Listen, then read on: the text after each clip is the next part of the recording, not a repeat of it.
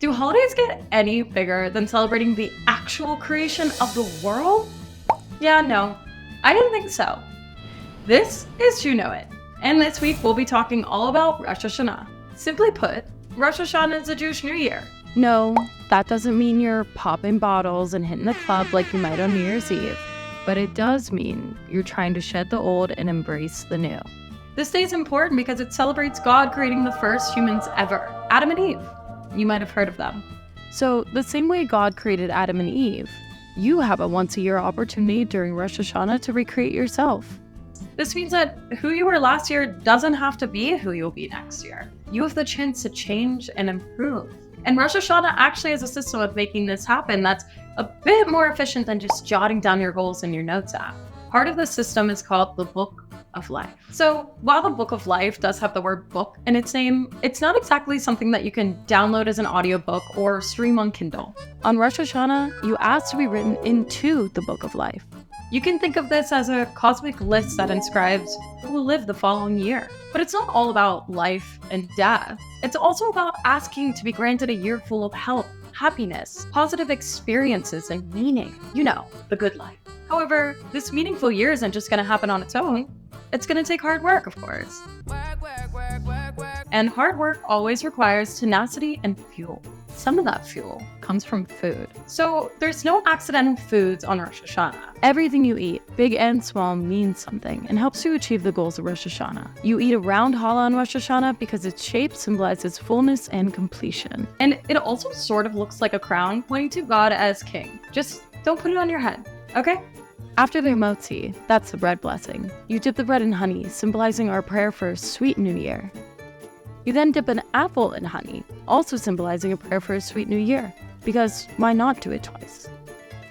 There are a few more foods Jews eat during Rosh Hashanah, such as leeks, cabbage, beets, and dates, all of which symbolize your enemies being destroyed. Very Game of Thrones, huh? Hear that? That's a shofar, which if you didn't know, is made out of a ram's horn. The shofar belts out 3 unique sounds on Rosh Hashanah: tekiah, shavarim, and teruah, which all mean something different. Tekiah is a long blast. That's a bit like a trumpet solo that says, remember the shofar blast you heard when the Torah was given to the Jewish people on Mount Sinai? Yeah, that was awesome. Then there's shavarim. This one consists of 3 medium-sized blasts. They're meant to sound like someone shedding tears, and the shofar saying, hey, it's okay to be vulnerable, to look within yourself. Change is on its way. And finally, there's teruah.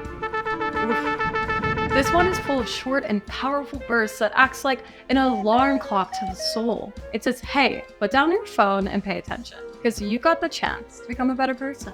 And the shofar isn't all about sounds. It's actually a sneaky agent of change, delivering powerful messages without having to say a word. Kind of like that best friend that we've known our whole life, who just gets us without having to say a thing. Making the most of Rosh Hashanah.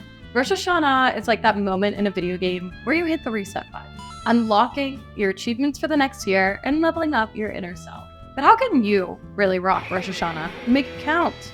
It all begins with a little self-examination and taking a chill moment to plan and reflect. Ask yourself, what kind of story do I want to create in this next chapter of my life?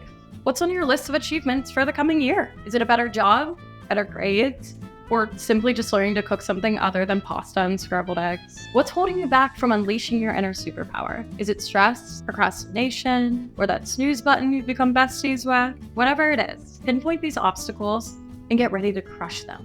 Think about that thing that you're totally amped about. You know, that project or skill that you've been wanting to tap into forever. What are you waiting for? This is your year. Go crush it. This has been You Know It, a series where we tackle questions big and small about Judaism, even the ones you're too afraid to ask. Hit that like and subscribe button to follow along, and leave a comment on what you'd like us to tackle next.